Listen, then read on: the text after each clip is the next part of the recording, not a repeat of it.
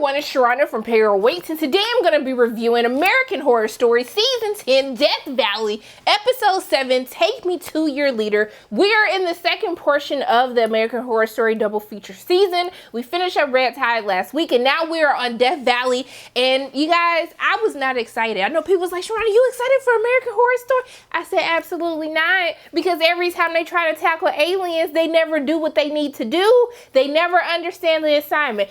Go back to Asylum Season 2, which really could have been a really great season, and then they started doing all the alien stuff, and they lost me, just like they lost me with this episode. I'm sorry. I was very disappointed in this episode. While all of y'all was getting on me about how Red Tide ended, their finale, baby, I'll go back to that finale any day over this. We had to have two separate things for this?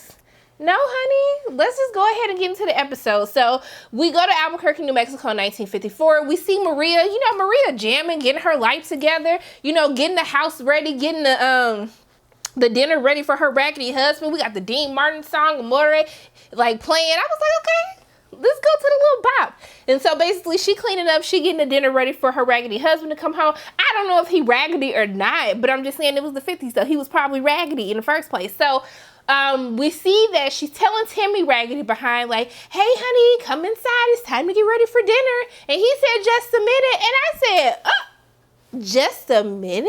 I said my black behind could never say that. And I know what y'all thinking, Sharana, Timmy wasn't even being disrespectful. He just said just a minute.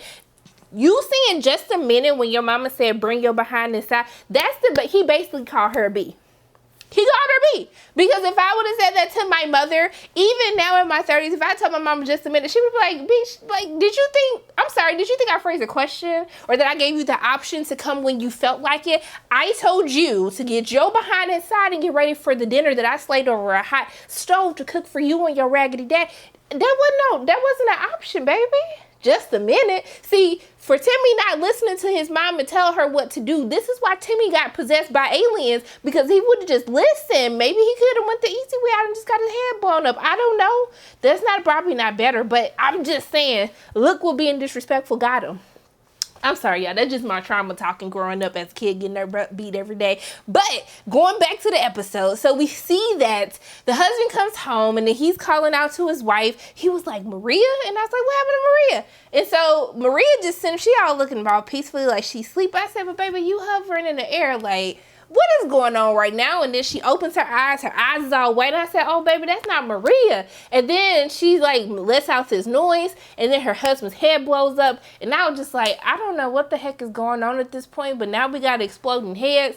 But we go to Palm Springs where we see President Eisenhower's playing golf. And so we see that Neil McDonough, I don't know why I just struggled to say his name, but I really do like him as an actor. So I was excited to actually see him in this series, but we see that he's playing golf with his buddies, which is called short when he tells them about a helicopter or some type of helicopter that was basically shot down. He has to go deal with that. And so we see that he is having a conversation with his wife, Mamie Eisenhower, who is played by Sarah Paulson. I was like, hey, Sarah, long time no see. I wish we had more of you in the first part of Red Tide. But we see that she was like, all your secrets don't always have something to do with national security. I said, who back you been blowing out? Talking about, I was like, you out here smashing people's cheeks to smithereens? Like, what is happening in life right now? Because the way she said it, I was like, wow. Like, do y'all have an open marriage? What is happening? Because she was just like, baby, it's been a whole year and you the leader of the free world, but you can't even get a lot together. I was like, but baby, he telling it. Well, he was lying, but like, I mean, he wasn't going to blow somebody back out. He was really trying to get to the bottom of something, maybe. But I don't know what happened in their past. But I want to see a little segue into what were the secrets that he was hiding. Because the way she said it like, I got my own secrets too, honey. But I bet I could lie better than you. But we see that he goes to his dentist appointment, And essentially, he sees the shot down aircraft, and then we find a naked woman played by Lily Rabe. And then, you know, I'm thinking like, what the heck did happen to her back? I was like, it looked like the signs, sharecrops, you know, little sharecrops from signs. That was what was on her back. And so it looked like she done been through a lot. And basically, they asked her what her name was, and she was like, Amelia. I was like, oh, that's a cute name. And then she was like, Amelia Earnhardt. I said, pause, wait a minute. This woman been missing for 20 years at this point, if we already in the 50s. Like, what do you mean you're Amelia, the like famous female pilot who basically disappeared and nobody knew where she was? I was just like, have this make sense for me? But at that point, when she said she was Amelia Earhart, I was like, okay, you have my attention now. This is getting very interesting. Let's see where this is going to play out. And so essentially, you know, she got abducted by aliens. And they did all these things to her. She's telling him everything that was happening. And so she's having these like lapses of memory and time. She was like, what you mean it's been 20 years? Like, this just happened. And so essentially, while he's interrogating her, she ends up just having, you know, having to realize that you've been missing for 20 years. And then people probably not going to believe you that aliens abducted you and tested on you. And so essentially, they drag her, they have to sedate her. And then we find out after Eisenhower is having a conversation with the doctor that she is actually 2 months pregnant. I was like, okay, you really got my attention right now. But then they're doing an autopsy on the alien body that was there as well. And essentially the dude's face ends up getting smushed by whatever was inside of the alien. And then the other doctor trying to help him, which he better than me. Because let me tell you something. If I saw a little, first of all, actually, let's back up a little bit. Let's bring that back. Because first of all, if they would have said, hey, Sharna, we need you to go do an autopsy on an alien. I said, oh, baby, we don't play with demons. You know, black people, we call it anything that ain't just something that ain't right. That's a demon. We don't play with demons, baby. So you want to find somebody else. I'll sign an NDA because I don't want no parts of this anyway. Right? But whatever you got to do, I don't want no parts in this. So I wouldn't have even been in the room to do the autopsy. But as soon as that thing would have popped up, I would have been like, baby, I got to go. I'm not standing here. And then we saw heads are exploding again. So Eisenhower finally was like, I gotta get the hell up out of here because I don't know what's happening. I just see people's heads exploding, got aliens, women talking about they've been missing for 20 years. This is just too much for me as a president. It's way too much. I'm just trying to work on my whole golf putt, but this is just a lot for a day's work. So we see that as he's trying to get away, he runs into Maria. I said, well, this can't be good. And so Maria he was like, hey, let's just listen. And so essentially, you know, Maria the alien. So Macalian, that's what we just gonna call Moralian. We're gonna call him Moralian because I don't want to disregard who Maria was, because it looked like she had made a nice, you know, very tasty but bland, you know, dish for her family. And so we see that Moralian is basically like, no, you're going to listen to us. And then it goes off and it does this whole time jump that it didn't tell us. I was just like, so y'all weren't going to tell us, like, where are we at? Because you told us that we was in the 50s. I don't understand why you couldn't tell us that we were back in present day. Maybe it just didn't show up on my screen, but I was a little confused. And so we're out of the black and white, and then we go into regular color where we're introduced to our new characters. First, we have Cal, who went to Princeton, who's 21 years old. He was getting on my nerves with all this sake. You know, people who gotta, you know, let you know, oh, I'm well traveled and I've had all the good stuff. Like, it's probably in the back. It's probably not on this menu. I said, boy, if you don't shut up and just order this dang on sake before I have to turn this off, because you already getting on my nerves and I don't even know the importance of your character yet. And so we see Kendall comes in, Kendall Carr, I think her name is played by Kai Weber. And did I make that up? If I didn't, don't charge it to my heart, just charge it to my mind. So she's 22, she's a doctor to the stars, which I was kind of confused by, because I was like, how you doctor to the stars and you're only 22? You haven't even made it to, like, you have to just now be going to med school. So I'm glad they clarified that for me, because I was a little confused. But she basically shows up to meet him.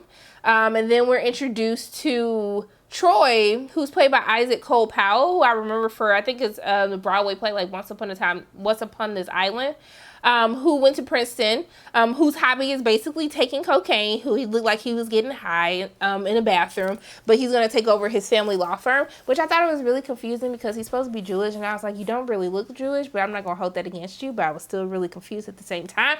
But when this actually started getting interesting for me is when I saw my girl Beth. She plays, I think it's Akira. She plays young Beth on This Is Us. When I saw her pop up, who she plays Jamie in this series, she went to Harvard, or she went to Yale. She's 21, a self-help guru. Why are you struggling in life today? But she is basically going through a breakup right now. I said, oh no, baby, what happened?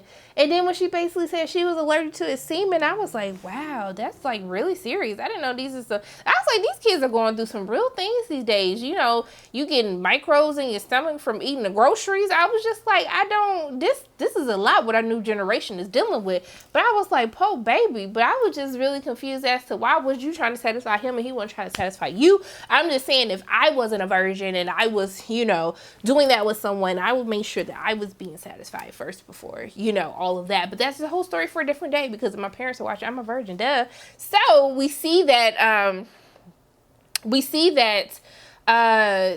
basically Troy and Cal are together now, which is crazy because Kendall was like, but Troy took my virginity, so how does this work? And then how does this work with your parents? Because I know you're not openly gay with your parents. And so basically he says that he's the Shabbat guy. And so Shabbos Goy, who basically handles electronics for them because they can't use electronics on Saturday. I guess he's an Orthodox Jew. And so essentially Kendall convinces all of them that she's a Luddite, so she does not use technology at all. She doesn't use phones, or she only uses a computer, which I just felt was like a cop-out, because I was like, so baby, you don't use anything else but a computer just because you're in school? I said, girl, have a seat, please, because I don't even know how you finna accomplish all of this, you know, if you're trying to be a doctor. I just felt like the whole thing was dumb. But I said, baby, do you. So she convinced all of them to go on this glamping trip to not have any electronics whatsoever. And they go out into the desert to have this glamping trip. First of all, let me tell y'all something. What I don't do is I don't do outdoor activities. Like, it has to be something really crazy to get me to like do an outdoor activity, especially something like camping, because I just think of things like getting kidnapped. Like, one of my really good friends, like, she's still mad at me to this day because she had like a cabin trip for her birthday. And I said, baby, I don't do that. I don't go to deserts. I don't go to woods by myself with a group of people. Like, have you not seen Cabin in the Woods? Have you not watched the Jason movies? Like, what would make me want to go out into the middle of nowhere? Nothing. Because I like my life. I want to live. And so when she said this, I was like, ain't no way I would have gone. I said, Jamie, baby, what you doing? Why are you going on this trip? This is not going to end well for you. And so they having a good time. And then all of a sudden they smell something crazy. They see a whole field of cows who are basically sliced in half, but there's no blood. They sliced in half. The cow's still mooing. So when she was like, oh, I got to check this out, I said, but baby, for what? See, this is the problem. These kids, they don't mind their business. If you would have just minded your business, okay, and not tried to get all your friends to be a Luddite like you were, just minded your business, and you did what you had to do, none of y'all will be in this predicament now. So, of course, they not listening. And then when the cow started mooing, now all of a sudden she want to mind her business and run away. They basically getting their stuff together to leave. They start driving. All of a sudden, the car just turns off out of nowhere. And essentially the aliens, they abduct them. We see the tentacles. They start choking them. And then they all pass out. They end up in different seats. And I think this is actually based on a true story that happened to some people. So they ended up in switch seats. But Jamie was missing. Then they almost hit Jamie with the dang on car. And then Jamie falls out. They get her back in the car. Everybody feels weak. They like, how are we in these different seats? What has happened? But they drive all the way back home. Troy was so traumatized that he was like, baby, forget whatever we not supposed to be doing on Saturdays. But I'm finna drive up out of here because I'm not finna deal with this. And so essentially they're all sick. That's when we learn about, you know, how eating the booty like groceries, how that gives you like this thing where your stomach's messed up and you're throwing up and stuff. But then we see the girls are throwing up, and then basically Jamie is like, well, the last time I felt like this, honey, I was pregnant. And then, you know, Kendall's like, well, I mean, me and dude, you know, she messing with her raggedy teacher, you know, they be smashing. And so essentially they take pregnancy tests. They realize they pregnant. But then I was like, yo, what if they pregnant too? And then they took the pregnancy test and the boys are pregnant as well. I don't know what the hell is happening on this episode, but I was very intrigued to see that all of them are pregnant. I really hope that we don't get an alien and the baby just comes out of they like stomach. I hope it just goes out the other hole, but I don't know what's gonna happen to them. But to be honest with you guys, like once we switched over, I was actually more happy. I was actually happier when we were like in the 50s. And when we did the switch to present day, I was just like, okay. It didn't move me. It didn't move me. And I felt like, I just don't know how I feel about this season. I feel like I'm finna tap out, y'all. If they got 2 more episodes to convince me that it's worth my time reviewing these episodes or that it's gonna get better. But right now, I'm not excited. I'm just gonna be honest with y'all. I'm not excited whatsoever. Hopefully the episodes get better, but like this first episode, the first half was good for me, and then the second half, I just didn't care anymore. But what I will say, let's end on a positive because we're not gonna be petty. I will say, can y'all do those little infographic cards with the characters like for every season? Because I was just like, I still haven't memorized everybody's name for Red Tide, but at least I know what everybody's name is now for Death Valley. So, you know, just keep up the good work with stuff like that. But yeah, let's just stop doing aliens. Like after this, no more alien seasons. I'm bored. I'm just bored. Let me know in the comment section below, how did you feel about this week's episode, the introduction to Death Valley, the second part of double feature? Those are my thoughts on this very mediocre episode of American Horror Story Death Valley, episode 7, Take Me to Your Leader, okay? More like take me to my bed to go to sleep because it's just not giving me what it's supposed to be giving me. But those are my thoughts on the episode. As always, my name is Sharana from Para Waits, and if you like what you saw today, make sure you hit the like button, hit subscribe, share this video with your friends, and make sure you hit the notification bell. And I love you guys 3000, and until I see you again, bye!